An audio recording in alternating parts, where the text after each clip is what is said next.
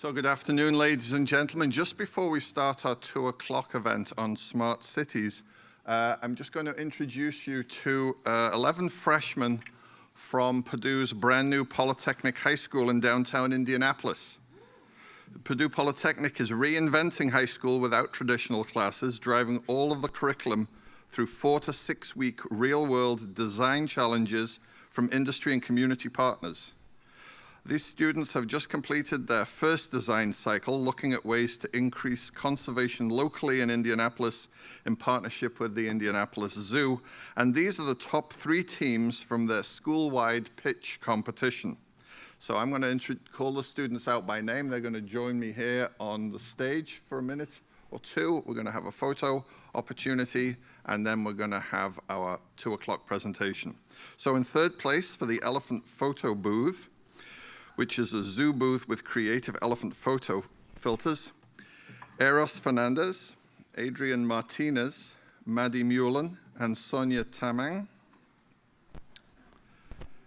In second place, for a project called Reflecto, which are parabolic household solar panels, Jairo Garcia Cruz, Clark Miller, and JC Thomas.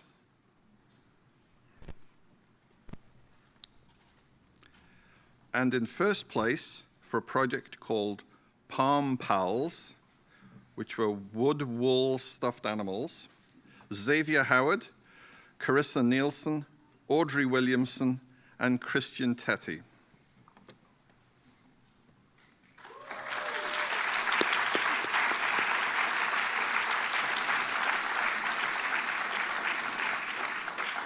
And congratulations to our students and future Boilermakers. Thank you very much for joining us.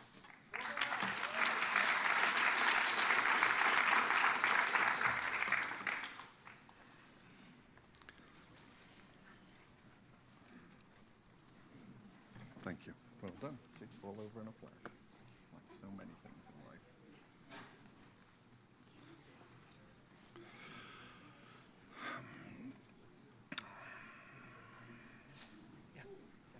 Good.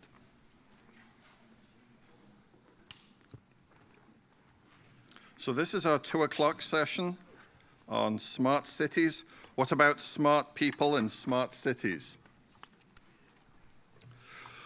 So whether it was Uruk, the first ever human city, or Sumerians throwing up ziggurats like they were temporary housing, or the social engineering dreams of the 19th century utopians, or the Puritans' vision of a godly city on a hill, humans have always seen cities as a way to solve humanity's hardest problems.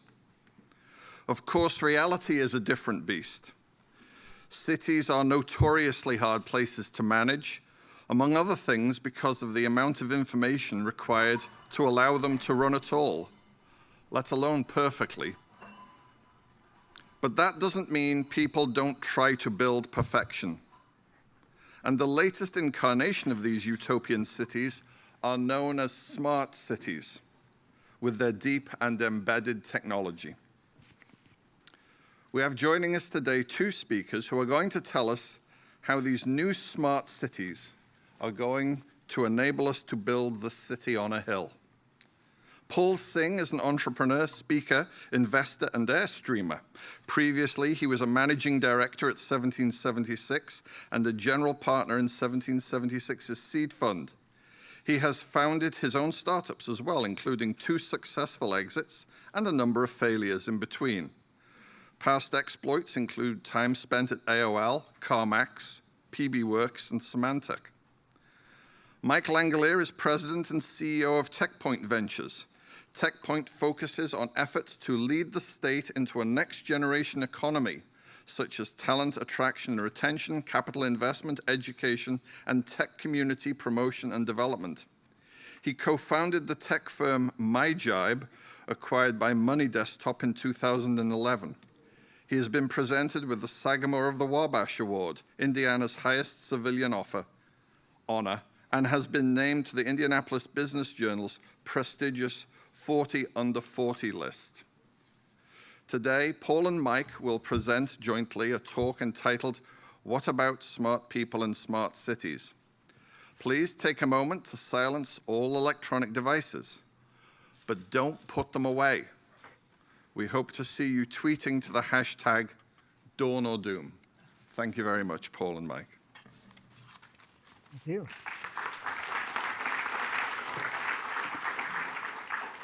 So I basically told Mike he's got to do all the work, and I'm just going to like text and tweet people. And thanks to the guy with the metal water bottle too for the icebreaker. Yeah. By the way, just before we get started, heckling is encouraged, and Absolutely. he's a little bit more delicate. You can heckle me. Well, thanks for having us. When Jerry and team had asked us initially to come in today, we realized that the agenda for I've been to this event for the past couple years, and it's a fantastic event. Mainly, the focus is a lot on technology, and there's a lot in one of the main themes as part of these 2 days is smart cities. But as Paul and I talked ahead of time, there's a dependency, and there's also an impact of this technology and these smart cities, and that's the people and the ecosystems, the city ecosystems that they're built in. And so we were going to kind of deviate from a lot of the sessions that are part of the agenda for these 2 days, and really talk about ecosystem development, its impact on tech communities, and then ultimately cities across the country. So we are, as the CEO of TechPoint, we are building a tech ecosystem accelerator, which I'll talk about here in a little bit. And Paul has, interestingly, over the course of the past year or so, been to 80 different cities as part of his investing and airstreaming, as he calls it. So we'll present some material, talk about the work, what we're observing that's happening nationwide, and then we'll turn it over to Q&A. So have your questions ready too. So I have, just for way of background, I've spent, as Jerry had said, I spent my career in software companies, ranging from global companies like Experian to a startup I co-founded, in building products, as you do in a company, products, services, revenue, teams, and businesses. But after selling my last startup, I was approached by some Indianapolis area tech execs about TechPoint. And I said yes for the opportunity that it afforded to do something different than I'd ever done before. Something that I'm not sure has been done anywhere, and it's to build a tech ecosystem growth accelerator that would forever change a place, to change a city and a state forever. And so what is a tech ecosystem growth accelerator? Come on now. And now. There we go. So it's this, essentially. This is something that we all pretty intuitively know, I would assume. Talent begets innovation, like the kind that happens here at Purdue. That begets companies where that innovation's commercialized. That begets capital to help grow those companies. And then that begets a broader community, like what is represented at places like Matchbox and in many organizations here at Purdue. That flywheel turns. And the faster that it turns and the more resources that come into that ecosystem, the more robust that city becomes, the more robust that economy becomes. I started the startup that I referenced before inside of a startup accelerator. How many of you are familiar with startup accelerators? So the basic premise is build a place where you can bring resources and inject them into a company, and by doing so you accelerate growth, compress time, and decrease risk. And in doing so, the hypothesis is be able to grow companies faster and more predictably. So an effective ecosystem has to have all of these ingredients, and they all have to be interconnected, and it has to be moving. And so an accelerator brings these ingredients in, and then it brings research, strategy, and policy to help govern and guide it, and then promotion that helps to tell the stories of what's going on and ultimately bring more resources like talent, capital, and companies into it. So why does this matter? Because cities across our country are at a pretty significant tipping point. You're killing me. Is this thing working? Okay. So Mark Moreau, some of you may be familiar with the Brookings Institute. Earlier this year, Mark Moreau of the Brookings Institute, is one of the leading, Brookings is one of the leading researchers and thinkers in U.S. economic and socio-political issues. He published a research report titled Tech is Divergent, in which he talks about the growth of jobs in what he calls digital services, industries like software publishing, data processing and hosting, computer systems design, web publishing, and search. And side note for the business or liberal arts students in the room, roughly half of the jobs in those industries are business-skilled jobs like sales, marketing, finance, professional services, not just tech-skilled ones like software engineers and data scientists. But what Moreau found was that the tech industry generated more than half of the country's high-quality new advanced industry jobs between 2013 and 2015. But those jobs didn't grow everywhere. Next slide.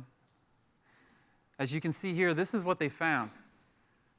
It doesn't render very well here, but in that range of time between 2010 and 2015, you can see among these top metro areas, the ones at the top were the ones that grew and that gained these kinds of jobs. The ones at the bottom, the ones that lost. And the ones at the top, to no surprise, are places like San Francisco, the Bay Area, Austin, Seattle, etc. But then surprisingly, the ones at the bottom are a lot of places that would surprise you as well. And actually the bottom one listed there, I believe, is the DC area. And those are high-paying jobs, paying generally well over twice the nation's average salary. So consequently, more wealth goes to those places in the blue that are adding those jobs. But with this rapid concentration of people, this happens. Next slide.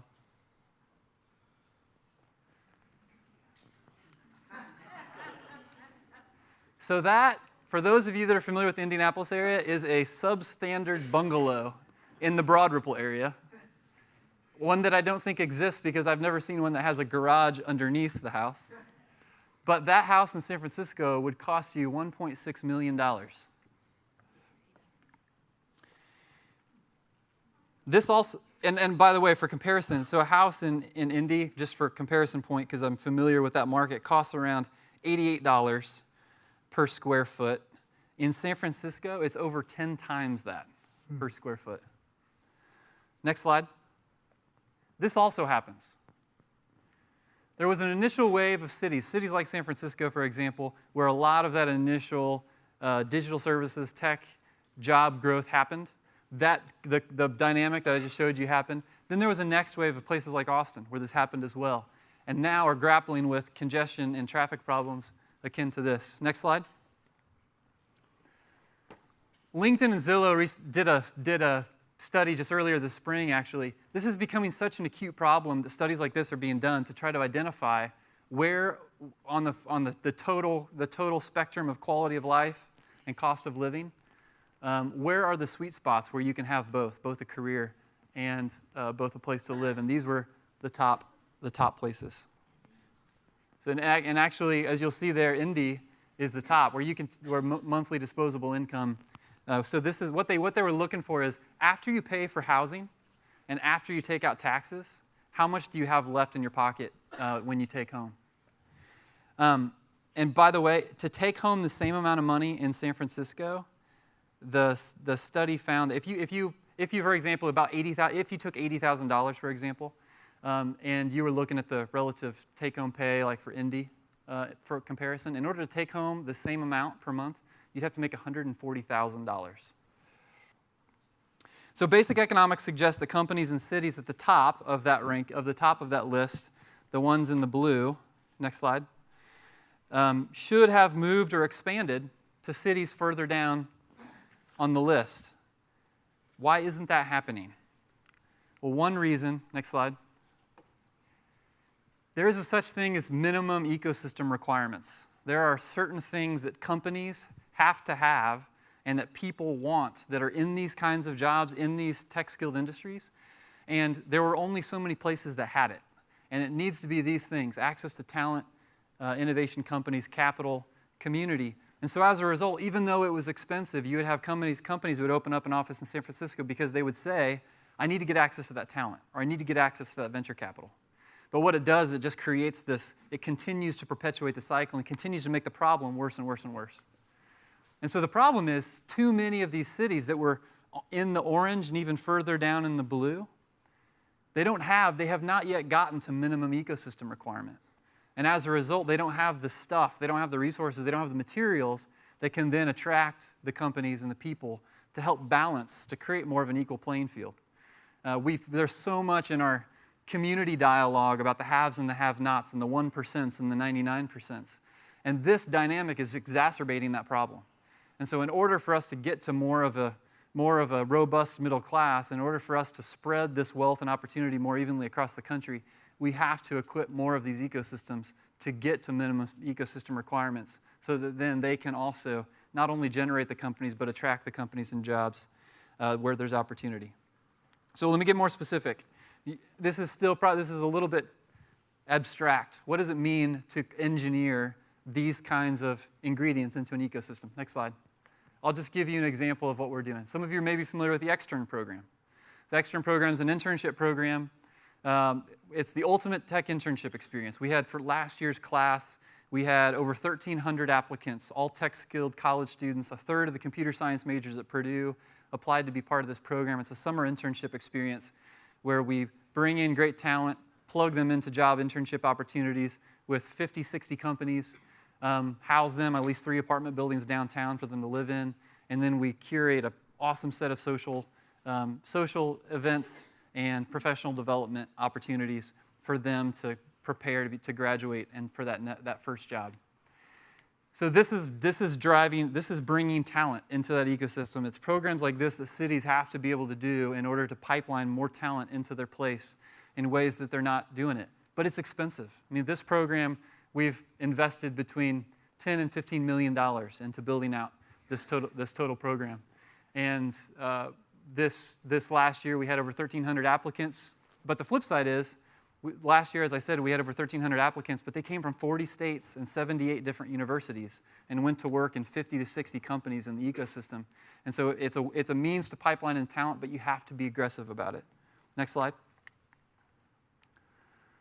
Venture capital is one of those other ingredients here. So what kinds of things can be done?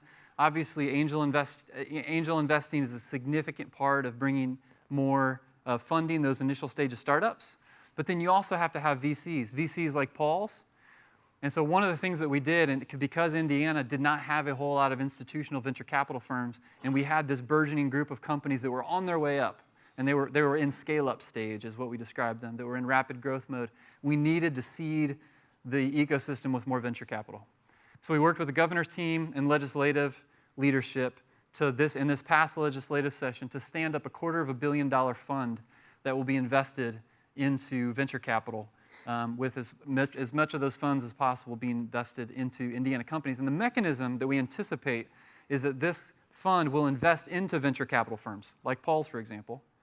And those funds will then invest into companies, and this fund, the state, will essentially become an investor in all those VCs. We've seen that to be an effective model. Next slide. Another part of it is building community, and this is a little bit less tangible. It's not putting together a fund. It's not bringing in talent that you can point to people and say they're here because of this program. But it's creating an energy, creating a community that then, where those people are connected, they're collaborative, they're informed, they're inspired, and as a result causes the whole flywheel to turn over. And so one example of that is something called the Mira Awards that we do each spring, which it's essentially the Oscars for tech in Indiana. 1,000 people, 15 different awards where we celebrate innovation, we celebrate companies, and we celebrate people and products. Next slide. And last thing, promotion. So this is an example, New York Times story from this winter, spring as well, that ran where the New York Times caught wind of the work that was happening, the growth that was happening in the ecosystem, and wrote this story, How Indianapolis, long known as a manufacturing center, is luring tech talent. And you can see actually Ashley at her desk, she is even wearing a TechPoint t-shirt, which is awesome.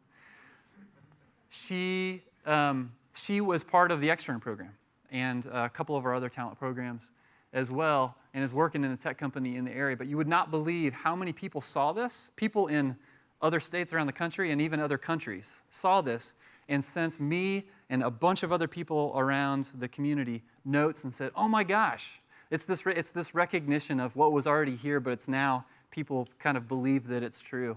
And so that promotional component is a very, very important part as well. Next slide. So, is it working, is the question. And this is the thing that over the course of the past couple years we've been making a bet on. And I'm happy to report that just over the course of the past 6 months, several notable things are happening. Not only is Indy, you can't see it here, but one of the cities at the top in the blue and is the fastest growing by percentage in the Midwest and the third fastest growing in the country. But also these things. Next slide. The tallest building in Indiana used to have a bank on top. Now it has a tech company on top. Salesforce Tower acquired a company here called ExactTarget for $2.5 billion. And now their largest location behind their headquarters in San Francisco is here in Indy. And they just announced not only are they taking the tower, but they're also adding 800 jobs and 500 apprenticeships. Next slide. Within a month after that, Infosys, one of the largest IT services companies in the world, announced that they were going to be adding 10,000 jobs in the US, or in North America, and they were going to be locating them in at least 4 major hubs, and they picked Indiana as the first. Again, this in Indy, that was the former CEO of Infosys there for the announcement. They're adding 2,000 jobs over the course of the next couple of years. Next slide. And many of you have probably heard recently about the Amazon HQ2 opportunity. Amazon a couple weeks ago said, we're going to build a full second headquarters. And they opened it up for bid for cities all across the country to be able to participate. And they said it's up to 50,000 jobs by 2040. And so, yes, Indy is making a bid, making a run at that, and there's a whole team of people that are assembling the materials to do so, but it's a sign, it's that tipping point is happening. Salesforce, Infosys, Amazon, and a bunch of other companies are saying, we can't continue to scale and build our companies in the places where we started them. We have to do it in other places. But the challenge is there are only so many places that have the minimum ecosystem requirements to be able to support those kinds of companies. And thus why this is such an important time for our country and also an important time for our state and for our cities here in Indiana, and thus why we have to be so intentional about developing these ecosystems here to be able to support opportunities like this. With that, I'm going to turn it over to Paul. He can give some more case studies of his travels over the course of the past year. Good deal. Thanks, man. Yep. So no heckling yet. That's kind of shitty. I don't even know. At least you laughed. That's cool. I thought it was going to be a little uptight. I don't know. Like at universities, you're not supposed to like curse. And so now I want to push the limit and see how far I can go before I never get invited back. So we'll see how this goes. Let me just start with the high level and then kind of get into this. First of all, I have no slides. I can't compete with this. This is too good. But here's the thing. So over the last 10 years, I've invested in a little over 2,100 companies across 55 countries. Over the last year in particular, 18 months in particular, I've decided to live in one new city every week. And I do that out of an Airstream trailer that I built. So this week, I live in front of Matchbox Co-working in Lafayette. So for better or for worse, I'm a blood-sucking capitalist, and I guess I'm the cousin Eddie of the tech world. If they would have let me bring beer in here, I probably would have brought some. Somebody said they frown on that, but Amanda, being the trooper she is, said we could figure that out. But I don't have a beer, so. So anyway, okay, so here's the thing. Okay, actually, let me just rant for 1 second, and then I'll tell you my thing. This whole Amazon thing is a load of shit. So here's what pisses me off about it, right? What pisses me off about it is that Amazon throws this thing out there and says, hey, who wants to be our second office, right? And then the whole goddamn country goes crazy, right? I wish those same people would get crazy about trying to figure out how to generate, or teach more of our people the skills they need to be entrepreneurs. Like, what have they been doing for the last 10 years? But like one RFP comes out, and now there's task forces and all sorts of stuff happening. Like, more stuff has happened for this RFP in the last 2 weeks than has happened in the anywhere else, like in any other industry in the last 10 years. I mean, it's just crazy to me how fast they're jumping on this. Because here's what I've learned over the last 10 years. So we've made a business out of investing in entrepreneurs that don't come from Silicon Valley or New York or DC. And it turns out that's pretty much every entrepreneur, because they all started somewhere else, right? And so here's the observation I'll make for you, by the way. You know, most, I guess, economies, you guys are smarter than me. Y'all went to, anyway, I live in a trailer. So most distribution of, like, income or whatever, or not income, but like wealth, is sort of that pyramid. You've got the few ultra wealthy, and then theoretically you have the base, and then you have this middle class, right? The thing I've learned traveling over the last 10 years is that that's not actually how the world looks, both inside America and outside. In fact, it's more of an hourglass. You got some super wealthy, you got some people that are just kind of making it, and then you got everybody else. And the thing is, like, just as much as we're talking about how to get Amazon here and all that stuff, like, so I generally agree with Mike's principles point, but like, what are we actually doing to help the 37-year-old cab driver enter the modern workforce? Or what are we doing with the 42-year-old accountant? And how do we help him or her, like, get start to get virtual clients instead of having to go into Salesforce Tower or whatever? See, because the thing about the internet that really surprised me, actually, let me give you a backstory, because this will tell you why I have such a chip on my shoulder. So I was born in this like little place called India, which you have to kind of define, because like, I'm not making fun of you. Look, I'm on Team America now. I'm a citizen, right? But the thing about America is that people sometimes forget that, like, how many people are in America? Do you guys know? How many people are in America? 300 million. Yeah, so what if I told you there's twice that number in the Indian school system every day? Or that the Chinese middle class is twice that number, right? And so the thing is, like, so I immigrated here. I didn't speak any English. Actually, I'm going to tell a bad joke here real quick, and it's kind of racist, but it's against me, so it's fine. Here's the thing. As a kid, I came, and when we came, there was only 3 points of entry on the East Coast. So if you came by boat, you came to Baltimore. And if you came by plane in the 80s, you went to JFK or up in New York, or you went to Washington, Dulles, and DC.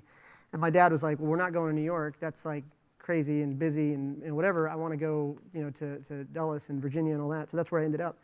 So here's the thing. It turns out when you're a kid that doesn't know how to speak English, and then you start to learn English, like, the accent's really bad. And the thing that sucks about being an Indian guy is that, okay, like, if you teach a French person English, they sound pretty good. You teach a Swiss person English, yeah, it sounds pretty good, right? You teach like a Spaniard English, and you're like, damn, that's like sexy or whatever. You teach an Indian guy English, and it's like, you just have to chuckle a little bit.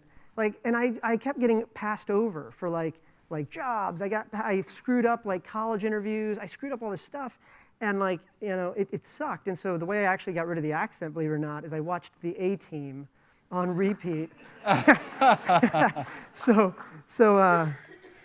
Do that, by the way. It's actually a good show. Like, think of that Venn diagram. You can learn English, and it's a really damn good show, right? It's like,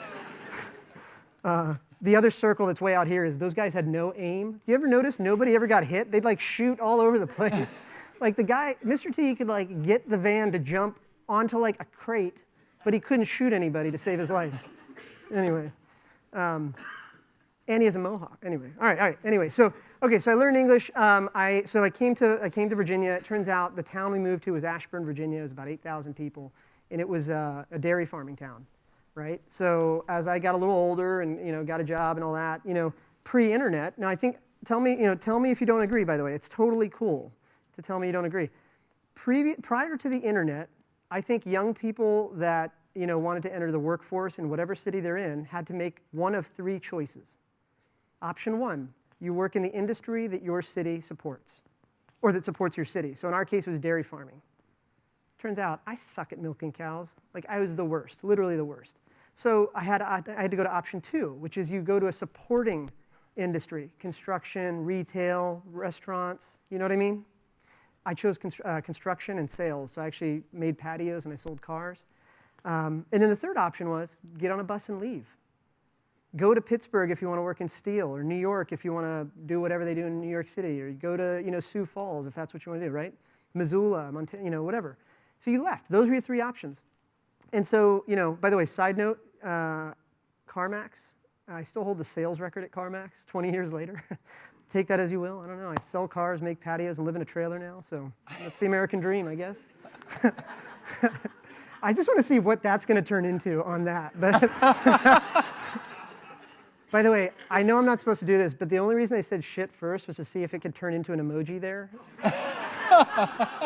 I don't think it happened. God, you guys are going to go home and be like, this is either the worst talk you've ever been to or the most amazing one.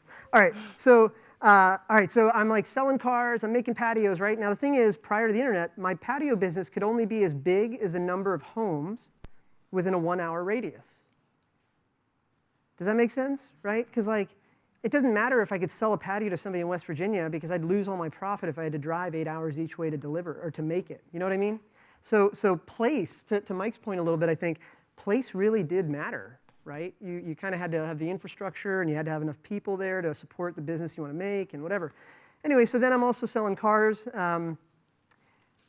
8,000 people farm town, there's not, everybody, right? And anytime anybody new shows up, you're like, that guy's up to something bad. So like this guy who shows up in a trailer, by the way. I could tell you some crazy stories about the people last night at the trailer. That was weird. But the thing is, these people started coming in, and they would pay all cash. We're a pickup truck town at the time. And so these guys would buy Mercedes, Beamers, Audis, all cash, no test drives. Just Wednesday night, 5 o'clock, they'd come in, 5:45, they're rolling out the door, right? And I'm 17, I got no tact. I mean, maybe I have no tact now, but I was just kind of like, yo, how do you make your money? Because I get paid 30 cents a brick and 150 bucks a car. What's up with that? And so one of the guys says to me, well, we work at a startup called America Online. And I'm like, oh, well, I thought that was chat rooms. Now here's the point, by the way. Up until that point in my life, I thought you made money by either trading time for money or a thing for money, right? So here's a cup, you pay me for this cup. Or hey, I'll clean your pool for this many hours, so here's the hourly rate. You know what I mean? Thanks for the response. You guys are the worst, literally the worst. How close am I to that line of never getting invited back, by the way? Still miles away? Shit, all right. We're gonna start throwing stuff. All right, so that's the beauty of AirPods, by the way. I have 3 projectiles in one little box. It's amazing. So, all right, so I was like, wait, so I thought that was chat rooms and stuff. How do you make money on that? So I begged and borrowed for an internship there. And I basically, there was the totem pole, and then there was me. I don't even think I was on the books. This guy, Mike O'Brien, brought me in to clean up the data centers. And so I had this profound moment where it was oh, okay, so you can actually make money on the internet. You can sell something to somebody that's not even on. So let me give you an example. On every wall at the campus back then, there used to be these big monitors. And on that monitor, one of the big maps of the world would show you little pin drops as people dialed into the internet. So you remember that sound your computer would make? At the end of that sound, you were connected to the internet, and a pin drop would happen on that screen in Ashburn, Virginia. And so it was really neat because all of a sudden, my sort of in hindsight, the big profound moment was, gosh, my patio company can only be this big. And I can only sell so many cars because you can't sell a car to somebody who doesn't come in and sign the paperwork. But these guys are sitting right here in this town, and somebody just logged in from Seattle, somebody just logged in from Taos, somebody logged in from Tulsa, and all of a sudden, you decoupled. The observation was, wow, the internet it's not a fad, it's not a toy, it allows you to decouple place from upside, if you will, right? And so anyway, I ended up starting a hosting company, and a lot of other people left AOL and went on to start other things. My hosting company, by the end of 2004, we ran about 50% of the world's internet traffic through our data centers in Ashburn, Virginia. And those buildings are still there today. We do about 70% of the world's internet traffic through those 6 buildings in Ashburn. But because of America Online and because of what we call the AOL Mafia, all these people leaving and going and starting new things, Ashburn today is a city of 45,000 people. They call it cash burn, and for better or for worse, the only Ferrari and Lamborghini dealership is there. I don't know if that's a measure of success. I don't have one, by the way, just so you know. But the point is, though, is that like, I'll just pause there and say this whole Salesforce thing, I think that'll be really interesting to watch over the next 5 or 10 years, because inevitably some of those people from ExactTarget are going to start spinning off. Some of them might retire, some of them might buy houses, but some of them are going to start something. And you're going to start to see, like 5 to 10 years from now, if AOL was an indicator, PayPal was an indicator, or any of the other companies, you'll start to see like a second wave of large companies. Like we saw the first wave of AOL in Virginia do that, and now we're starting to see the first wave of MicroStrategy, which is like a more recent company. So that's super cool. So fast forward, I just started, so anyway, 2004 sold the company. I spent a couple years then at the White House kind of thinking about, I was an entrepreneur in residence there, super stuffy in there, by the way. As you can tell, I don't really fit in. So, anyway, so I just started kind of thinking, I want to invest in companies. I want to invest in people. And the thing I started to notice about San Francisco, DC, and New York is that nobody's from there, right? You go to, you know, if you think about the one word, you know, DC's about power, New York's about money, San Francisco's about disruption, you know, Vegas is whatever it is, you know. And so the thing is that we just started thinking, let's start investing everywhere else. And because I'm like a super cheap Indian guy, I jumped on the cheapest United Airlines flight every Tuesday, starting in 2008. And I just went wherever the cheapest flight was, and I'd just find great people and bet on them. And I know that sounds crazy, but that's what we did, and that's how we've done it. And so over the years, what we started to notice was that, like, so I'll just fast forward. So, you know, we've been in all these cities and all this other stuff. Here's the thing. When I started all this stuff, I thought ambition would be equally distributed and that cash would not be. That's what I thought. If we were having this conversation 10 years ago or 5 years ago or whatever, that's what I would have told you. I would have said, guys, ambition's everywhere, money's not. I'm going to go fill that gap. And that's why we've got 2,100 plus companies now, and we're just going to keep being aggressive about it. I was actually kind of wrong about that. It turns out, I was only half wrong. Ambition is equally distributed around the world and around the country. Cash is easier to get. Not easy, but easier to get than it has ever been. And I can prove that to you with data. But what is actually very disparate around this country and around the world is the lack of skills that people need to succeed in this decade and frankly, this century. Right? Like, and this is not, by the way, please don't take anything I'm saying against you know, Lafayette or Purdue or anything like that, because this is an everywhere problem. But like, you know, for example, entrepreneurship, like, how we should be teaching people entrepreneurship by asking them to try one new thing every month, not asking them to read case studies of how, you know, Google started, right? So here's the thing, the nature of work has changed, right? So what I believe is that in our parents' generation, success, however you define that, money, power, prestige, whatever, success was a function of how old you were and how many years you were in the industry. But I'm going to argue that for everybody in this room and that everybody that will start, you know, that will graduate from this university, success is a function of how many things you try. Like, or when you look at like content around like, you know, like when you go to like accelerators around the world or whatever, they always have signs, like these like kitschy little signs that are like, dream big, dream big. And I'm like, that's such shit. Stop dreaming, start tinkering, right? So like, I just wish we celebrated more, like I wish we could think about how do we get more of our citizens to make an extra $1,000 a month on the side? Because in the worst case, that's an extra $1,000 a month that they can spend on themselves, on the community, you know, at the restaurant, on their kids, whatever. But in the best case, they have to pass that milestone anyway if they ever want to make the next Salesforce, right?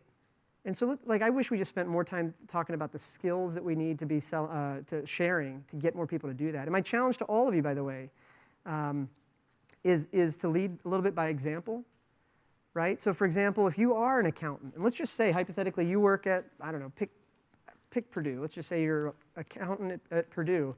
I would challenge you over the next 30 days to find one virtual client in the next 30 days.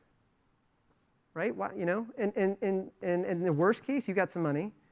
Best case, you've built the first step of your business. And in the really perfect case, you've built a business, and hopefully somebody else is watching you and says, "Gosh, I could do that too."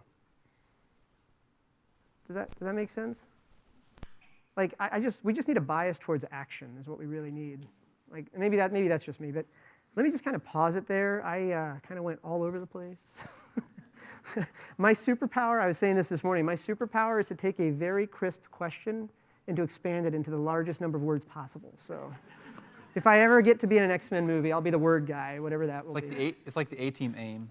Yeah, there you go. Yeah, that's right. That's right. God, I sound smart on that. That's cool. Like, my mother, by the way, is like the classic Indian tiger mom and dad. They're great people, right? But they still have a hard time sort of connecting the dots between like how virtual things make money. So my sister's like an orthopedic surgeon up in Lansing, Michigan, and she's 4 years younger than me. And my mother, like, I know she loves me, man, but she loves to give me hell. So yesterday I was doing this TV interview with WLFI or whatever, and she calls, and sure enough, it's your mother. So like, Lord knows if I don't pick up the phone, she will freak out and call the police or whatever. So I'm like on this camera, I'm like, hey, Mom, I'm busy. And she's like, oh, okay, I'll call you back. Hey, I just want to let you know your sister did a surgery in Lansing today. It was so impressive. Anyway, I'll talk to you later. And what did WLFI do? So in the afternoon news, by the way, I thought I talked like super smart about like entrepreneurship and the impact and economic development and all this stuff. And what is like the one-line blurb they give me on TV? They're like, my mom doesn't even know what I do. And to make it even worse, by the way, I know this is so off topic, but to make it even worse, the stock photo, like when they cut the video of the previous, you know how the video like sort of cuts? The one they posted online, they cut it a second too early, and the story before ours was some big drug bust. So the default image on our video is basically a bag of weed, followed by me saying, that my mother doesn't know what I do. She hasn't called back, so. All right, where do you guys want to take this conversation? Because I don't even know where to go with that. Dude, where's my Airstream? I live in front of Matchbox Co-working this week, so it's right in front of Matchbox on 6th Street. Yeah. Yeah, so it's like, yeah, you know where that is. Right across the street. Say again? There's a hotel right across the street from you, too. Yeah, I mean, but wouldn't I sound like an asshole if I was like, yeah, okay, this is like the Steve Case moment, right? Where it's like, he drives around in this bus, but he never lives in it. I give him hell about this all the time. I'm like, hey man, when are you gonna actually like drive your bus or live in it? And he's like, bro, I got hotels for that. Hashtag rich people problems, I guess, but anyway. Okay, seriously, where do you want to take this from here? Like questions, heckling, fun? Is there beer in this building? My Venn diagram is basically like entrepreneurship, venture capital, and drinking. I feel like that's like what Punjabi people are in India, by the way. We're good at like drinking, laughing, and making money, I think. But anyway, sorry, go ahead. Yeah, so the blood-sucking capitalist actually answered some of, alluded to some I mean, I am kind of nice. But. So my question is sort of along looking at this ecosystem. You talked about these 7 components of an ecosystem that will help generate these things. And I'm wondering about resiliency. And that's where you kind of talked a little bit about, resiliency in an ecosystem is defined by changing from one's maintaining to some degree change. And what you see in the Bay Area is like a complete change of state, right? Mm-hmm. You've got people moving in from many, many different areas. You have a lot of people who are maybe in the service sector who no longer live there. Places like East Palo Alto that were once the murder capital, Yeah. is now like the one spot where you may be able to, be able to buy property. How are places like Indy and other burgeoning tech centers accounting? What are they thinking about as far as resiliency goes, and investing in the human resources that are there to develop the Yeah. young people that exist? Where is that in the model? You're probably more qualified to answer that one. Well, I can speak. It's a timely question, given Is sitting down okay? When you're- Is that cool? when you start talking about dropping 50,000 people, like with the Amazon HQ2, to be responsible, you have to ask that question. Like, so what does that look like? Is that the kind of city that we want to live in? And so we've had those conversations about what would if we played it ahead and said, okay, what does that look like? How does that change the city? So I think the answer to your question is, I think there's 2 components. There's economic resiliency, and I from an economic resiliency standpoint, I actually worry more about the cities in the orange than I do those that are in the blue, because the pace of change is so quick, and to skills the skills you have to be continuously developed over time, that at least you're further along the curve to being relevant. So it means that you have more people who have experienced more success, who have more skills, who then, as the economy changes, as technology changes, as businesses come or go, that then they could go do something else that's relevant and gainful. So that's kind of the economic resiliency from one standpoint. But then you have the kind of egalitarian component, which is, so how do you bring everybody else along? Like how do you Pew Research has been doing interesting studies where they've been looking at what was the bell curve of the middle class, right?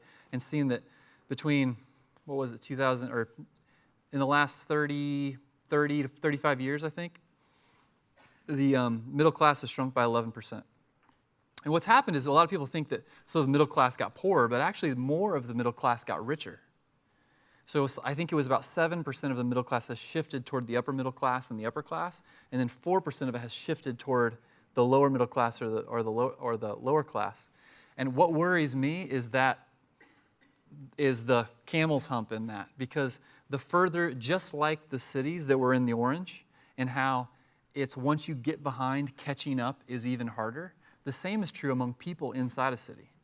And so you have to build a city that's in the blue so that you can stay ahead, but then you've got to bring the people that are the equivalent of the orange in your city up to speed along with you, which speaks to the skills development. So it's a tricky time right now. And I think for me, that's why as also an entrepreneur, business person who loves to build things, it's a very challenging, but it's a fun time because there's a lot of work that has to get done around building a place, not just building businesses, but it's very intertwined with building businesses in that place. But it's a hard question, and so I think if I'm interpreting what you're thinking about as resiliency, it's two parts, and you've got to be cognizant of both in order to be able to make it the kind of place that we want to live in the future. So just kind of an add-on to that last part is thinking about how instead of people emigrating out who can't keep up, what are we doing as we're thinking forward? What are the strategies Yeah. that people like you that are on Yeah. the front lines of these issues doing to Yeah. help Yeah. schools like Langellier and other districts like that Yeah.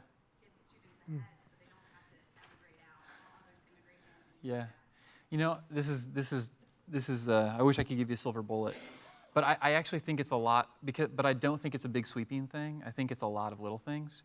And one example is, so I have 3 little boys. My wife and I have three little boys, and we send our kids to IPS schools because for 2 reasons. We want to be, IPS is Indianapolis Public Schools. We want to be part of the solution, and also because there's some really cool stuff happening, innovation happening in the schools. And the school that we send our kids is a school called the Butler Lab School, and it's in affiliation with Butler University. And so Butler students go into it, and they use a really kind of interesting, it's called Reggio-inspired learning style, where it's no traditional desks, it's much more project-based kind of do stuff sort of learning. Mm-hmm. And the tangible things that are doing that are examples like that, because they're intentionally bringing kids of different socioeconomic backgrounds and different skills backgrounds and intentionally melding them into a single place. But you can't really do that at scale. So I think it's lots of very intentional community building, like housing developments that are intentionally interwoven with people of different backgrounds, but also schools that are doing the same.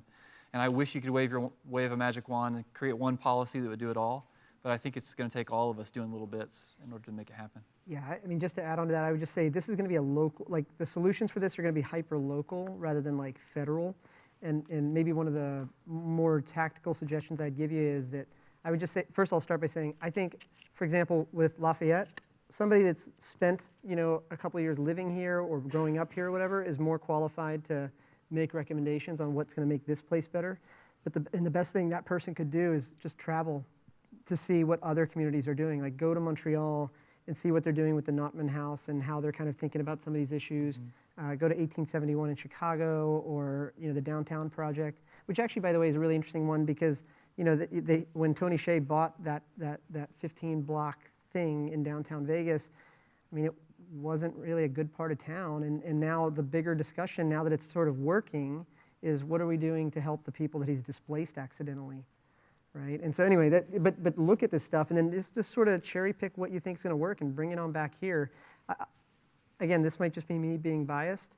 I don't think you should be waiting to get consensus on these ideas. You should, like, all it takes, like what AOL taught us about Ashburn was that it wasn't just one person that could change the world, but it was like one team, like, or one person that inspires one team, that builds one company, that goes on to kind of like spin off other stuff. It wasn't about like government consensus or zoning or, I mean, those things, those are like trailing things, right? Like just, again, bias towards action. What else? By the way, these better all be good questions.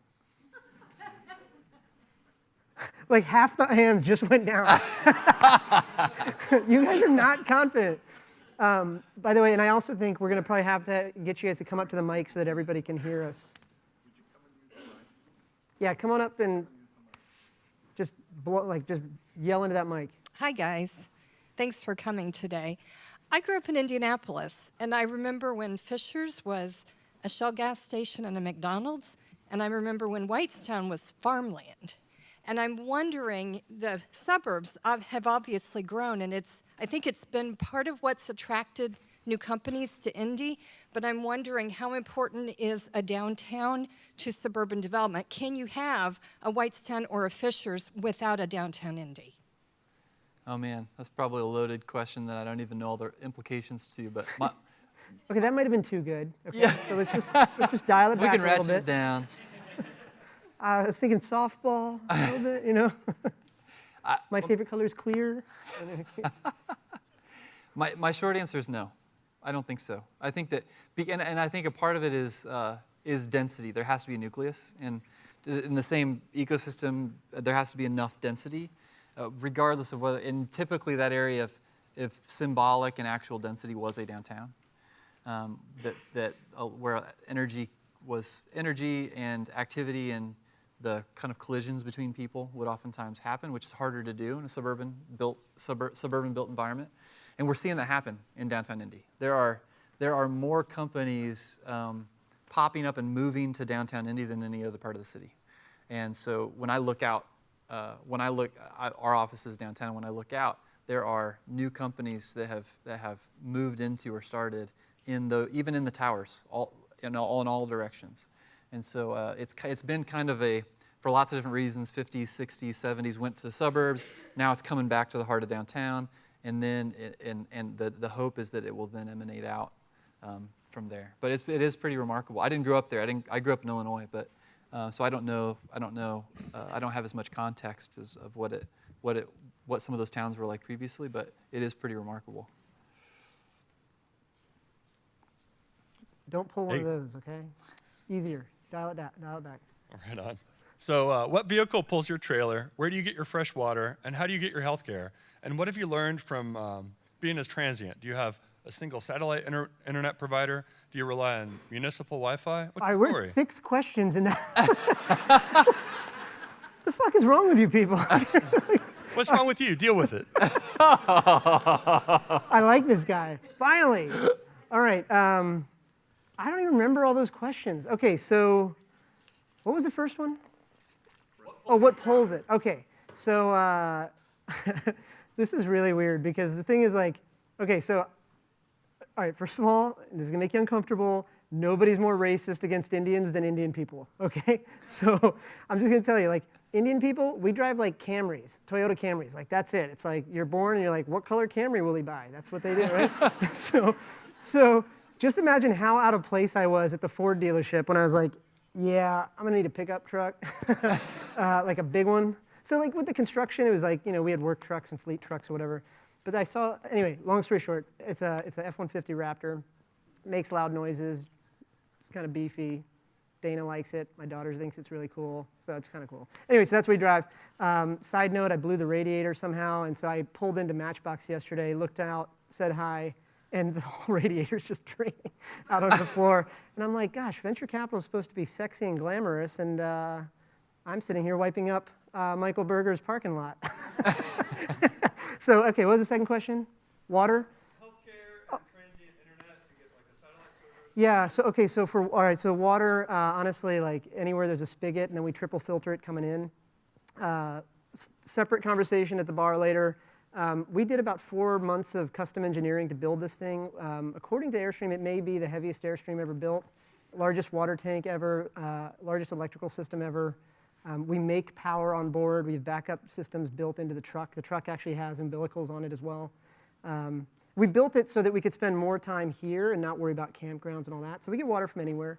Health insurance. So we're technically Washington, D.C., residents of Washington, D.C., which, by the way, on our driver's license, it says District of Columbia.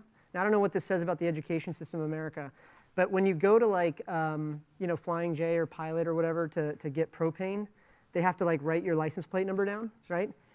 9 times out of 10, they say British Columbia. I'm like, all right, so since we're residents of DC,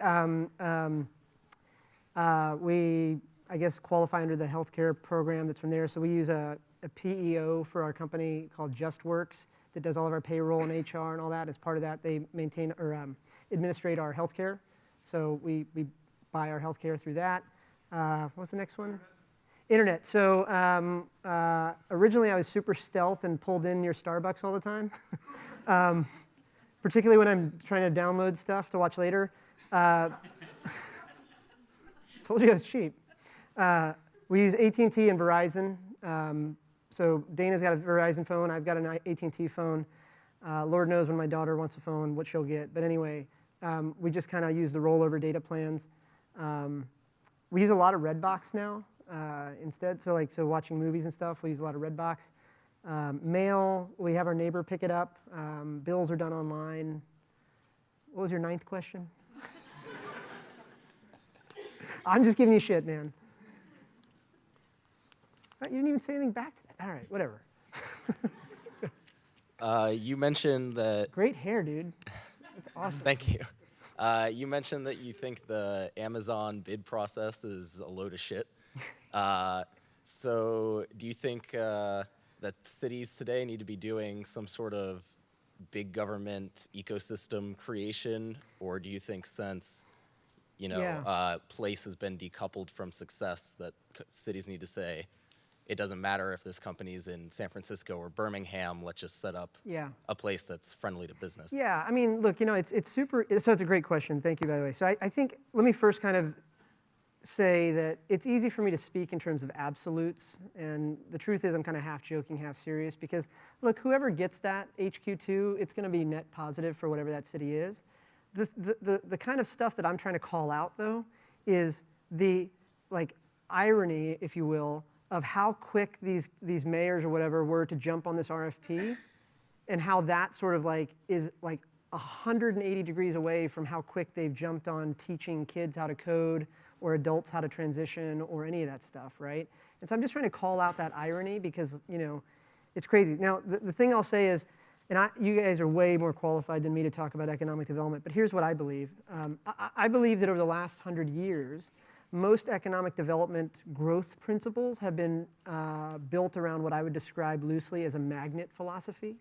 So the magnet would be, gosh, if we could only get HQ2 here, or gosh, if we could get Caterpillar to open a second location, or gosh, if we could get that paper mill to open.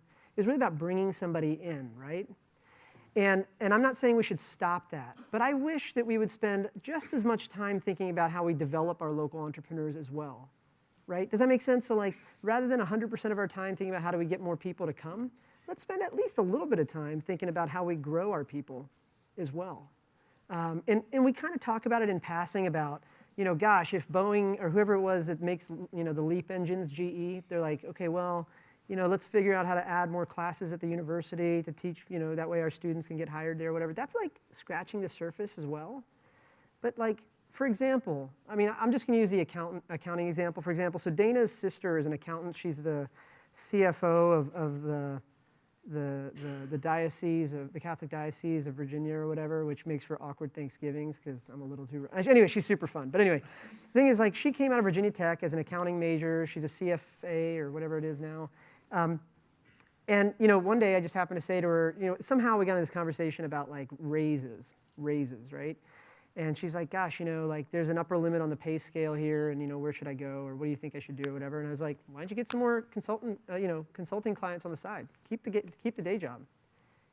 And it was like almost like she's a smart girl, but it's like it dawned on her that that was possible. And so to me, it's like if you were in Lafayette before, right? And let's just roll back pre-internet. Once you graduated from Purdue, there either had to be an employer already here that would hire you, or you had to leave, right? And so naturally, the leaders of Lafayette over the last 10, 20 years pre-internet, they were like, well, let's just bring in more employers, right? That's what they did. But now, like for that accounting major that graduates from Purdue this year, what if he or she actually never got a job? What if they just rented a desk at Matchbox and had a client in Seattle, a client in Knoxville, a client in Orlando, and a client, whatever, but just happened to be working from Matchbox? So anyway, I think that's what I think. And maybe the last thing I'll just say about that is that, for the last 100 years, when you think about economic development, people use trailing indicators to determine whether or not something's going to be valuable to the city. And actually, if you look at it, I mean, that's what's happening with HQ2, right? They're saying, we'll bring 50,000 people in 8 years, this many square feet of office space. That's what they're saying, right? But like those indicators don't really apply to the entrepreneurs of today. Because just think about it. One of you could be that accounting example that I said and have like $150 a month or whatever the plan is at Matchbox, and you could be servicing 8 clients at $1,000 a month. So you're making 100 grand on one desk and paying 150 for a desk. Like you don't even like qualify on the economic development sort of scale, which is kind of weird. So anyway, take that as you will. But I don't mean to kind of make everything sound like so absolute. I just wish we just spent more time thinking about what we're going to do to develop the people that already live here rather than trying to figure out how to bring more. I would say the challenge is that when governments, for example, say, we're going to try to do what you're describing, they're typically not very good. Governments are typically not very good instruments to be able to do that. And it often turns into a field of dreams, build it and they will come kind of strategy. And it usually revolves around real estate. So they'll build some facility that then people are going to come into and entrepreneurs are going to flock there. And sometimes it happens and sometimes it doesn't. So I think obviously there's a play around education. It's a long play though. So it seems that it can't be absolute. It has to be a blend of both because you have to have the market opportunity, like the actual business to make that flywheel turn. You have to have revenue to be able to, an opportunity to be able to attract people to. You can't just go build a co-working space and that's enough, right? You have to have a co-working space. You have to have the whole ecosystem. You have to have the co-working space and the talent. And then if you want the talent to stay and go build something, they have to have capital. And and then once they have capital, then they have to have a place to go and they need to have more talent in order to be able to grow that company. And so I think part of the challenge is typically places will pick one ingredient and they'll try to go down on that one and then expect the whole thing's going to happen. Or that they take a real estate play and try to build a building and then hope that people come. And then the really unfortunate thing is that typically when people immediately jump to bricks and mortar and they say that's going to be what success is and then they're disappointed, then it disenfranchises the whole community because then people stop making bets because the building didn't work out. Yeah. And I know we're running short on time, so I'll just leave you with 2 thoughts on my end. I'd say number one, if you didn't know already, this is Entrepreneurship Week here in Greater Lafayette, right? So there's a bunch of stuff happening all around town. So like this, I think like at Matchbox, we're doing a bunch of stuff. And you guys should just eat it all up. There's so much stuff happening in town this week, not only with Dawn and Doom, but a lot of stuff. So take advantage of that. The second thing I want to point out is I did get my shit emoji. So my work is done. I love that I got applause for that. You guys applauded for nothing else but the shit emoji. Just think about that for a minute, by the way. Do we want to do it? Are we done? One more? All right. Hey, thank you guys for letting us hang out. Yeah.